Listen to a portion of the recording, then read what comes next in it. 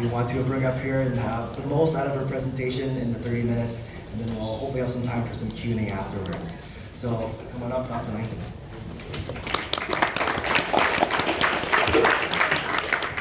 Good morning. And I'm thrilled to be here. This is my absolute favorite topic to speak about. I spoke here in 2015. I've changed the presentation. We've added lots of information, and I'm thrilled to be back here. I am a chiropractor and a US pedorthist and a Canadian pedorthist, and I'm from Vancouver Island in BC. So we have an absolute pandemic, and it's not COVID. It is diabetes. We have 529 million diabetic patients globally, and by 2050 we will have 1.3 billion. And we do not have the practitioners to deal with all of those huge staggering numbers. We don't have the practitioners that understand fully the progression from freshly diagnosed to neuropathy, limited joint mobility, fungally infected with onychomycosis, to ulceration, infection, Charcot foot, and then death. And if we don't understand the progression, we don't understand how to limit the progression. And with the diabetic foot ulcers, of the diabetic patients, 1 in 3 will get a diabetic foot ulcer. Half of those get infected and 17% of them become amputated. Once they've got a diabetic foot ulcer, there is a 55% 5-year mortality rate. That means 55% will not be around in 5 years. Of the diabetic foot amputations, there is a 68% 5-year mortality rate. That means that 68% will not be around in 5 years. So these numbers are staggering.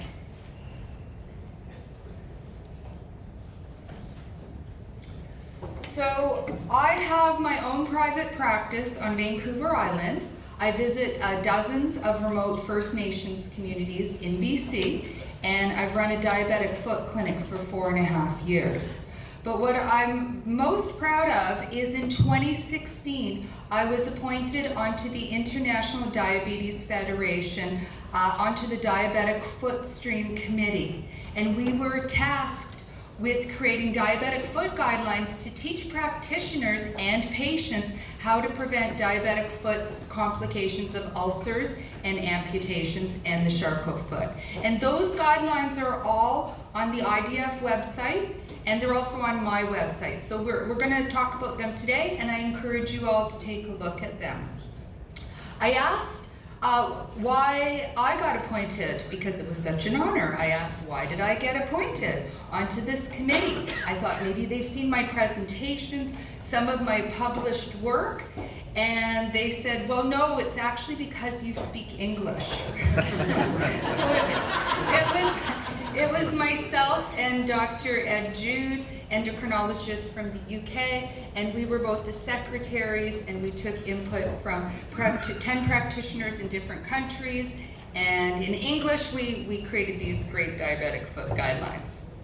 Now, I also want to say, I know some people don't like treating the diabetic foot. They don't like it. They want to do plantar fasciitis. They want to do mechanical foot problems. But what I want to introduce here today is we actually do not have the choice anymore to, if we want or we like treating the diabetic foot. It's absolutely imperative that we understand how to diagnose these patients and treat them, because 1, we're seeing the staggering numbers with diabetes, but 2, it's actually the neuropathy, not the diabetes, that's causing the complications. And because of our aging population, we are seeing the mimicking of lumbar spinal stenosis, which is an arthritis in the back, which causes an ischemia on the spinal nerves, and then the nerve has to go, of course, all the way down the leg. So by the time it gets to the bottom, we're starting to get the neuropathy symptoms.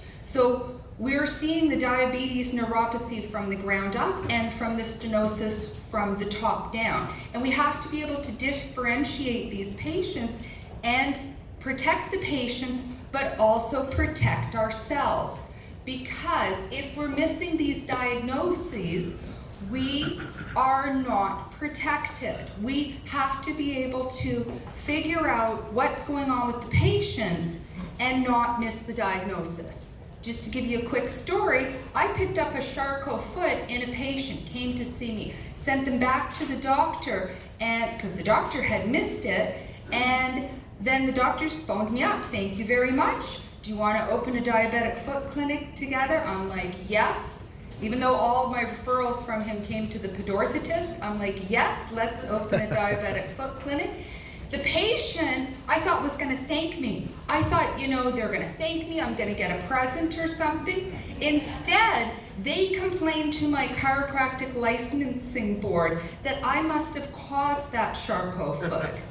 So it just showed such a facile understanding of what was going on. And my chiropractic board doesn't even know what a Charcot foot is, right? So to get out of that was a huge mess. Okay, so what we're talking about is the pathological forces, whether it's weighted on the inside medially or the outside loaded, lateral loaded, that's what's going to cause the ulcers that get infected, that cause the complications and or the Charcot foot. So we're going to start with the lateral loaded intrinsic minus foot. Now, intrinsic minus foot, it was a term coined in 1976, and what it is, we're losing the intrinsic muscles below the ankle, and so it's minus, and the extrinsics above the ankle are taking over. So what we see is we're going to lose right here the lumbricals and the interossei. So the lumbricals give a plantar flexion force right to the MTP joint and an extensing force to the IP joint. So without that, we're going to get this dorsiflexion at the MTP joint with the plantar downward pressure here. We're going to get the flexion and the clawing at the IP joint. We're going to get this hollow foot morphology as these muscles waste away. The extrinsics and the extensor hallucis longus is going to upward rotate the foot to the lateral side. And we're going to get the AGEs, the advanced glycated end products, is going to cause the equinus. In both the Achilles, it's going to affect the cross-linking of the collagen and connective tissue, make it inelastic here. We're going to get brittleness in the fat pads under the heel and the metatarsal pads, and the clawing of the digits is going to pull the fat pad distally, exposing for an ulceration right here. So that is the pathological foot with too much weight on the outside. And the other one that we don't like to see, with neuropathy, because with the neuropathy, they cannot protect themselves. So we also don't want to see any weight on the abnormal forces on the inside. So this is the medially loaded foot, where the patient's gaining weight, and we're getting we're getting this zone of hypovascularity behind the medial malleolus, damages the posterior tibial tendon, our #1 supinating force, and now it starts to be rendered useless, and the arch collapses. There's a deforming force from the Achilles onto the mid-tarsal joint, and these patients are deviating more and more medially. So we don't want to see that either. So we're going to talk about the progression of neuropathy. So first, here's the clinical guidelines that we had printed in 2017. That's on the IDF website. I urge you all to take a look at that. It's also, the link is on my website. Here we are introducing at Abu Dhabi in 2017. Incidentally, in 2017, it was projected that we would have 700 million patients by 2050. So in 7 years, it's gone up another 600 million to 1.3 billion. So that's huge. What's it going to be like in another 7 years? So here's the guidelines, 3 categories, 0, 1, 2, 3. 0 is no neuropathy, they just have to manage their A1Cs, the measure of the glycated hemoglobin, and come back once a year for a checkup. Risk category 1, they've got at least 1 area out of 10 of neuropathy. What pushes them into risk category 2? That is going to be fungally infected with onychomycosis or structural foot deformities, painful foot condition, pushes them into risk category 2. And risk category 3, that is where they have an ulcer, amputation, or a Charcot foot, or a history of an ulcer, amputation, or Charcot foot. Goals of the guideline: early intervention in risk category 1 and 2 before they get to 3, where it's so hard to treat these patients, where they already have the ulcer, amputation, or Charcot foot. And the second one is mobility. Keep these patients on the ground walking so they can keep their mobility to decrease their A1Cs and keep it below the magic number of 7. So here's the whole basis of the guidelines. This is the 5.07 monofilament exerting 10 grams of pressure, 9 on the bottom of the foot, 1 on the dorsal of the foot, and that's where we get our numbers from. Diabetic peripheral neuropathy, that is the key to destruction of the diabetic foot. So what we're worried about here is the sugars.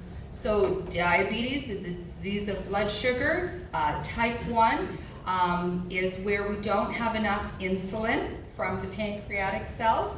Insulin is the hormone that turns the key, that uptakes the glucose out of the cell and out of the bloodstream and stores it into the cells. So normally you need insulin, but if you don't have enough, or in type 2 it's too weak, it can't turn the key to uptake the glucose out of the bloodstream. So when we have too much in the bloodstream, what will happen is it's going to do its damage in the smallest blood vessels, and that's the smallest blood vessels in the foot. And it damages the endothelial layer of the smallest blood vessels in the foot, and you need blood to innervate the nerves, and you need the nerves to innervate the blood vessels, and back and forth they nourish each other. So they're intertwined. Once you start to lose the blood flow, you will lose the nerves start dying, and the patient starts complaining of numbing and tingling in the foot, worse at night, worse at rest, sharp shooting, lancinating pains up the leg, and this can be painful or not painful. We're going to lose the large myelinated nerves first, which are motor and proprioception, then the small myelinated nerves, which is the sensory, starting with light pressure, then deep pressure, which we'll find with the 6.1 monofilament. Light pressure is with the 5.07 monofilament. And then we'll lose the small unmyelinated nerves, which is going to be pain and temperature. So with advanced neuropathy, everything's going to be hot, cold, and painful. So now we've got a problem because the patients can't feel and they can't protect themselves. And where we're looking is these hot spots, the calcaneal tubercle and the MTP joint. That's where we're going to have the most likely area of ulceration here. So we've got a round surface on a flat surface. We're going to have a high peak pressure area coming down, and that's where we get damage. We've got these areas of high peak pressure. We're going to see what happens is the body tries to protect this area by putting down calluses, hardened nodules of skin. But the problem with that is the calluses are like a rock. So there's no difference. Here is the callus, on the left is the rock, and it's no different. The patient now is going for a walk, and it's like a rock, the callus pushing up into the tissues, and we're going to get an ulceration if it's not removed. So now we have an open pathway here for bacteria to get in and fungus to work synergistically together to cause an infection that's going to overwhelm the immune system. And you have to remove the toe to save the foot, remove the foot to save the leg, and thereon. Sometimes you have to remove the leg to save the person here. Now we've got the perfect storm. Limited joint mobility from the cross-linking in the collagen and the connective tissue with the advanced glycated end products. And we have a foot that doesn't absorb shock, doesn't adapt to uneven terrain. We've got high plantar pressures. We've got the repetitive stress of walking. And now we're going to get ulcerations in these neuropathic individuals. Not a good scenario. So these are not just little red sores. These are big, fat, red markers that this patient is going to die. They have a 55% chance of dying within 5 years.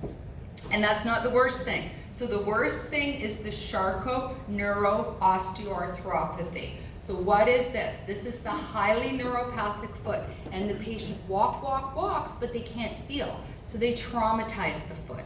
And now what happens is the body, it sends blood flow, increased blood flow. This foot becomes very hypervascularized, and chemical mediators are sent down there. So the hardened bones now become softened. It becomes like a loose bag of bones, like sponges, but the Achilles and the extensors and the peroneus are strong, and they bowstring the foot up, and the bones drop below. Now we've got a really big problem here.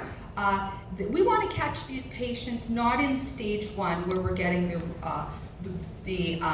remodeling here. We want to catch these early. When the patient walks in stage 0, they present red, hot, swollen, and the affected foot has 2 degrees higher Celsius on the bad foot than the good foot, and 4 degrees Fahrenheit higher on the bad foot than the good foot. We want to lock them up in an air cast. We want to get them not moving until the temperature comes down, which could take months. And incidentally, right here, you probably can't see, but if you do see these patients and you take an x-ray, you want to see that the second base and the second cuneiform is absolutely contiguous. Even if you have a 1 millimeter slipping, that can be an active Charcot foot process. Now we're going to talk about neuropathic lumbar spinal stenosis. So these are patients that have arthritis in the back, and what's happening is the osteophytes in the spine, or the disc, or the ligaments are pushing into, you can see right here, into the anterior horns of the spinal cord, and that is for the lower extremities. So these patients are complaining of leg pain, numbing and tingling in the feet, hip pain, bowel and bladder weakness when they're upright and walking. So you want to differentiate this from the neuropathy. Neuropathy from diabetes is at night and rest, and it's bilateral. These patients are coming in and they have problems when they're upright and walking, and it's because it's a disease of blood flow. The arthritis is buckling into the spinal cord and causing a problem with the venous flow, the increase of the cerebrospinal fluid, and that's pressing on the spinal artery. We get ischemia, and as these patients are upright and walking, needing blood flow, they are having problems because they get all this pain, and it's relieved when they bend forward, which is like removing the tourniquet. So it's a disease of blood flow, and they feel better. It's dubbed shopping cart syndrome. They feel better when they bend forward. Patient came in, she was misdiagnosed because she was not diabetic. She had a Charcot foot. We caught her, but she was diagnosed by the ER as gout twice and her medical doctor as an infection. And she was a Charcot foot, but it was missed because she was actually had lumbar stenosis. So differentiating them on the exams is so important. When they come in, we ask the questions. We know how to deal with the mechanics of walking, with the orthotics and the footwear modifications, but we need to understand for the diabetic foot, we're going to protect them with orthotics, but we're going to manage their expectations so they don't think that the orthotics is going to help with the numbing and tingling and the symptoms. For that, we send them for nerve blockers, gabapentin, Lyrica from their doctor, or my personal favorite that we do in the office is cold laser therapy, which works very, very well for the neuropathy symptoms. And the third one, with the spinal stenosis, yes, we have to protect them. We put them in the same risk categories as the diabetic patients, but we also have to send them to the chiropractor or the physio for treatment with stenosis so that it doesn't progress. So now we're going to talk about the subtalar joint. So there's linear forces on the subtalar joint right here, and they're converted to rotational forces called moments, and that is going to be pronation and supination. So in the transverse plane, we've got abduction and adduction. In the mid-sagittal plane, we have the plantar flexion, dorsiflexion, and in the frontal plane, we're going to have the inversion and eversion. And here, I'm just going to go to the next one. Okay, so we're going to look at the subtalar joint axis. Right here, it comes from inferior, lateral, posterior, and it goes forward, anterior, superior, and 23 degrees medial. And as the foot moves through the gait cycle, the center of pressure is acting against the spatial subtalar joint axis. So we always want to keep that in mind, because that's how we're going to balance pronation and supination and decrease pathological forces on this foot that cannot feel. And this is the really quickest way is to use the old-time seesaw. So think of pronation, supination. We need to keep this balanced to protect the neuropathic foot. So we either, here's the fulcrum, that is the subtalar joint axis. Think of that. We either need to have two kids of equal weight and equal distances, or we need to have this. So body weight is a force with gravity. So we've got 500, let's go back, 500 newtons here pressing down, and a 2 millimeter moment arm, that's 10 Newton meters. Now here we have the big kid with 1,000 newtons and 1 meter. So that's 1,000 Newton meters. So that's imbalance. So keep that in mind. But we have problems, because with diabetes, everything goes wrong. We've got the motor neuropathy, the sensory neuropathy, the autonomic neuropathy. We've got the glycosylation with the Aquinas syndrome from the advanced glycated end products, stiffening up the Achilles and causing this downward force on the heel and the metatarsal heads. And then we also have the increased weight gain from the posterior, increased weight gain, and the posterior tibial tendon, the supinator, is already rendered useless. So now, just as the patient is gaining more weight, we need more weight pushing back up to supinate this person, but it's the posterior tibial tendon is getting weaker and weaker.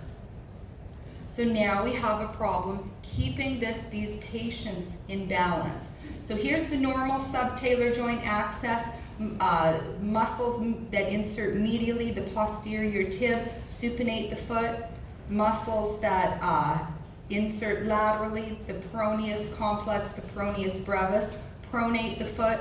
Now what happens when it gets medially deviated? Now it's the subtalar joint axis is coming closer to the posterior tib insertion. So that's like the small kid on the seesaw. And look at the distance from the peroneus brevis. That's like the big kid. So it's got a longer moment arm. And now look what happens when it becomes laterally deviated. It's coming closer to the insertion for the peroneus brevis. So now the peroneus brevis cannot pronate this foot. And look at the moment arm for the posterior tib. It's getting longer, so it's like the big kid. So these are the patients that are completely laterally weighted, and they're very laterally unstable. And we need to get, and it's very pathological, because that's where we're going to get ulcers, Charcot foot, and all our problems, the trauma to all the tissues, is when there's too much weight on the inside or outside.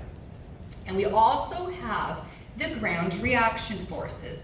So the body coming down and the gravity pushing back up, that's the ground reaction force, stopping the effects of gravity on the foot. So here's the subtalar joint access. If we push there, the foot is nicely in equilibrium. When we get this medially deviated foot, we're going to have excess ground reaction force laterally, pushing this foot into pronation. So we get a net pronatory force that the patient cannot recover from. When it becomes laterally deviated, now we've got extra ground reaction forces pushing this patient into supination, and we get a net supinatory force. Neither of which we want. Both will cause problems. Now we have to protect the diabetic foot.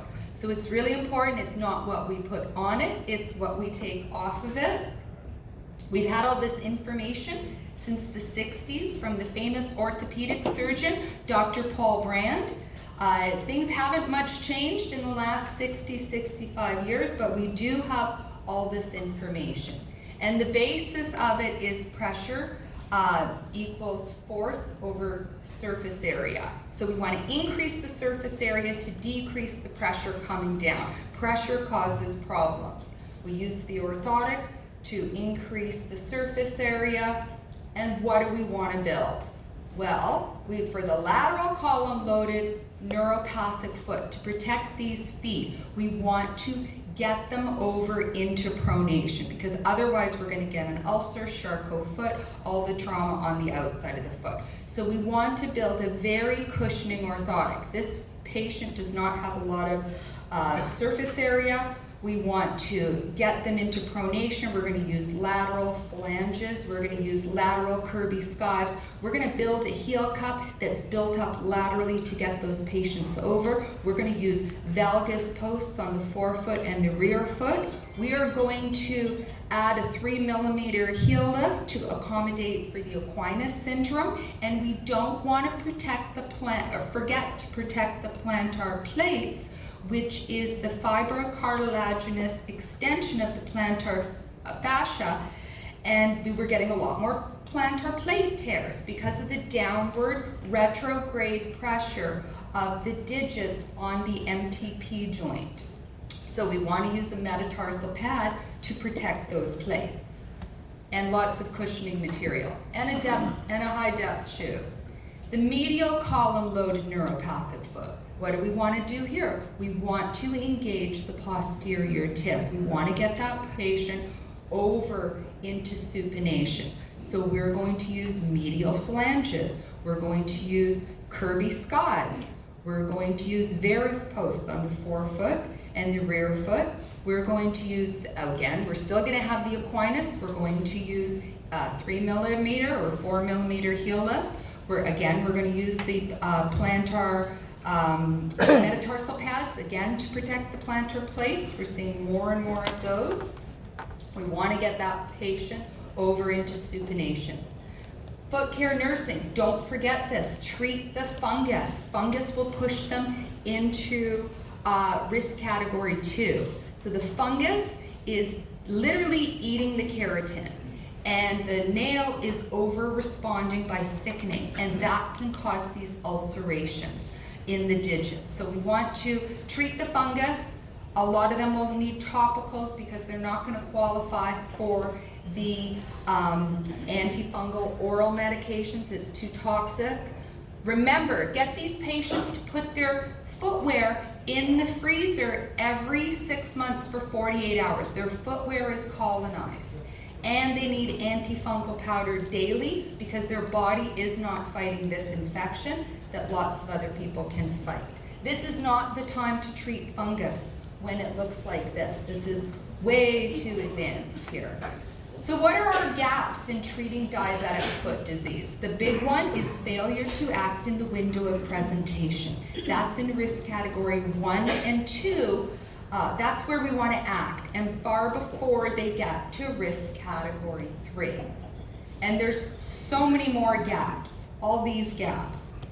Now, we don't want to see the patients like this. These patients don't just walk into the office one day needing an amputation. The healthcare practitioners taking care of these patients missed it. Patient didn't understand what to do, but the patient, I mean, almost 100% of these, I would say, are preventable. They don't just walk in and need an amputation. So the consequences of gaps in care are so much. We're seeing a third are getting the diabetic foot ulcers, 55% die within 5 years. And then almost 20% get amputations. And what are the rest of these gaps in care? Well, 68% 5-year mortality rate with diabetic foot amputations, and that's only second to lung cancer. Everybody knows lung cancer is going to get you, but it's not well understood that diabetic foot amputations are higher in 5-year mortality than colon, breast, and prostate cancer. So what used to happen is the death rate from diabetes and its complications was 1 in 7 seconds. And what has happened is that has actually increased over the last few years.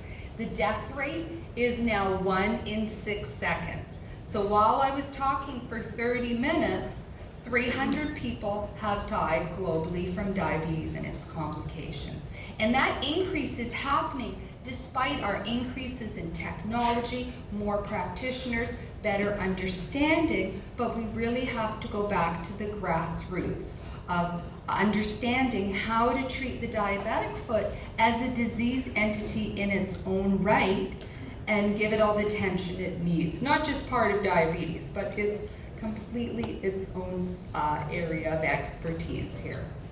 So I took up my entire 30 minutes, and I don't know if I have time for questions. You can also contact me at my email, my phone number, and thank you so much for listening.